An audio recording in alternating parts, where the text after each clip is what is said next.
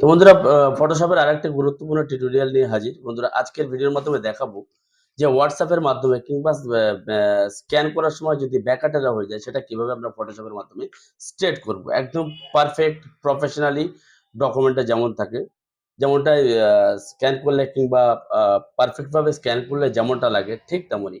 কারণ আপনারা দেখে থাকবেন ম্যাক্সিমাম সময় কেউ কেউ যদি মোবাইলে ফটোতে যদি কোনো ডকুমেন্টস পাঠায় সেই ডকুমেন্টস গুলো ব্যাকআপে লাগে।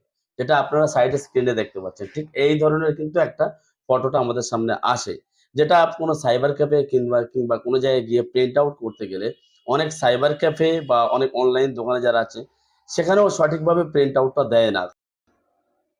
যে ডকুমেন্টসটা তারা হোয়াটসঅ্যাপে পাঠায় সেটা এসে সাইবার ক্যাফে দিয়ে দেয়। তারা সেটাই কন্ট্রোল পি মেরে প্রিন্ট করে দিয়ে দেয়। সেটা কেমনটা প্রিন্ট আছে সেটা আপনারা দেখতে পাচ্ছেন অন স্ক্রিনে। ঠিক প্রিন্টটা কিন্তু এইভাবে আসবে বিকজ সে সেই ফটোতে কোনো কাজ করেনি। তো এই ফটোগুলো কিভাবে কাজ করতে হয়, প্রফেশনালি পারফেক্ট কাজটা কিভাবে করতে হবে আজকের ভিডিওর মাধ্যমে দেখিয়ে দেবো। তো সর্বপ্রথম এই যে ডকুমেন্টসটা দেখতে পাচ্ছেন আমার একটা স্ক্যান করা ডকুমেন্টস আছে আধার কার্ড। তো আমাদের এই কাজটা করার জন্য প্রথম যে প্রয়োজনীয় জিনিসটা হচ্ছে সেটা হচ্ছে একটা স্কেলের প্রয়োজন। আমার হাতে একটা স্কেল আছে। এই স্কেলটা দিয়ে আমাদের প্রথমে মেপে নিতে হবে যে অ্যাকচুয়ালি আধার কার্ডের সাইজটা কত। তো আমরা সর্বপ্রথম আমাদের যে কাজ হবে একটা পেজ নিয়ে এই জিনিসটা মেপে নেওয়া। এই মাপটা আমাদের নিতে হবে। সেটা কিভাবে এই মাপটা কোথায় কাজে লাগবে আমি অন স্ক্রিনে কম্পিউটারে স্টেপ বাই স্টেপ দেখিয়ে দেবো। সুতরাং প্রথম থেকে শেষ পর্যন্ত ভিডিওটা দেখবেন এবং খুব কেয়ারফুলি ফলো রাখুন। সর্বপ্রথম আমাদের এই স্কেলটা নিয়ে আমাদের মাপটা নিয়ে নিতে হবে আধার কার্ডের অ্যাকচুয়ালি ওয়েট এবং হাইট কত আছে। তো চলুন এই স্কেল আমি মেপে নিলাম কত হাইট আছে কত ওয়েট আছে। আমি দেখে নিচ্ছি এটা 22 আছে এবং এটা 21.5 এবং এটা 9 সেন্টিমিটার। তো চলুন এবার বাকি কাজটা আমি কম্পিউটার স্ক্রিনে গিয়ে দেখাবো। সঙ্গে থাকবেন। তো বন্ধুরা আপনারা ডিসপ্লেতে যে ছবিটা দেখতে পাচ্ছেন কি ছবি ছিল আমি কি কাজ করেছি একদম প্রফেশনালি অরিজিনাল আধার কার্ডের মতো দেখাচ্ছে। তো চলুন সহজে সেই কাজটা শিখে নিই। ধৈর্য ধরে ভিডিওটা দেখুন কোন কোন টুল ইউজ করে কিভাবে কাজটা করি। তো সর্বপ্রথম আমাদের ফটোশপ ওপেন করে নিতে হবে। নেওয়ার পরে যে ফাইলে কাজ করো ফাইলটা আমাদের এখানে ইনসার্ট করতে হবে। ফাইলটা ইনসার্ট করার পরে এটা সর্বপ্রথম আমাদেরকে ডুপ্লিকেট কপি করে নিতে হবে। তো চলুন ডুপ্লিকেট কপি করে নিলাম। এবার আমরা কি করব নতুন যে পেজ নেব 21.5 বাই 9 সেন্টিমিটার নতুন একটা পেজ নিয়ে নেব। এখন কন্ট্রোল এন করে আমি পেজটা এখান থেকে নিয়ে নিচ্ছি। দেখতে পাচ্ছেন ওয়েট 9 সেন্টিমিটার আমি রাখছি সেন্টিমিটারে এবং হাইট 21.5 সেন্টিমিটার, রেজোলিউশন 300। দেখতে পাচ্ছেন এই যে পেজটা ক্রিয়েট হয়েছে এটাই হচ্ছে মেন আধার কার্ডের সাইজ। এটা শুধু আধার কার্ড নয়, আপনারা চাইলে যে ডকুমেন্টসের উপরে কাজ করবে সেই ডকুমেন্টসের প্রপার মাপ নিতে হবে। Pan card, voter card, ration card যে কোনো ডকুমেন্টস হতে পারে। তো এবারে আমাদের কাজ হচ্ছে সিলেক্ট টুলের উপর ক্লিক করে নিচে থেকে দুটো কর্নার সমান করে উপরের দিকে সিলেক্ট করে নিতে হবে ফাইলটা। নিচের কর্নার দুটো সমান রেখে সিলেক্ট করে নিতে হবে। এটা মাথায় রাখবেন আপনারা। যে কর্নারটা বড় আছে সেই কর্নারটা একদম বরাবর রেখে সিলেক্ট করে নেবেন। সিলেক্ট করার পরে এখানে সিলেক্ট হয়ে গেলে এবার মুভ টুলের উপর ক্লিক করব।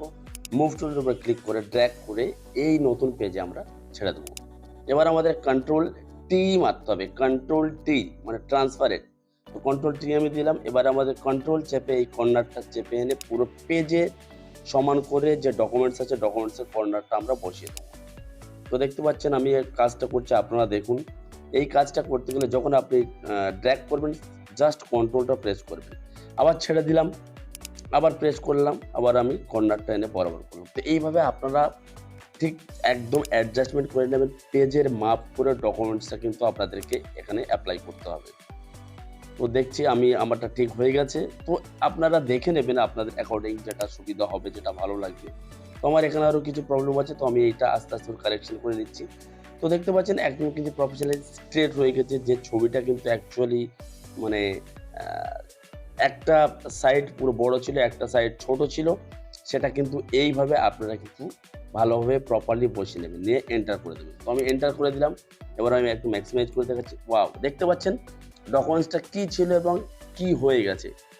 একদম কিন্তু প্রফেশনালি অরিজিনাল আধার কার্ডের মতো হয়ে গেছে। তো চলুন এটা আমি একবার জুম করব না। এটা এবার এই যে কাজটা হলো, যদি আপনি সাদা কালো প্রিন্ট দিচ্ছেন এটা গ্রে স্কেল করে প্রিন্ট দিতে পারেন। আর যদি মনে করেন যে এর উপরে কাজ করবেন, রঙিন কাজটা করবেন প্রফেশনালি, সেটাও আমি করে দেখাচ্ছি আপনাদেরকে। তো চলুন সর্বপ্রথম আমি এইটা একটা কপি করে নেব। এটা কপি করে নেব, এটা ওইভাবেই থাকবে। যেটা কপি করছি এর উপরে আমি কাজ করব। এই যেটা কপিটা আছে সেটা আমি এবারে কন্ট্রোল এল মারবো। কন্ট্রোল এল মারার পরে আমি একটু লেভেলটা ঠিক করবো। কন্ট্রোল এল মারলাম।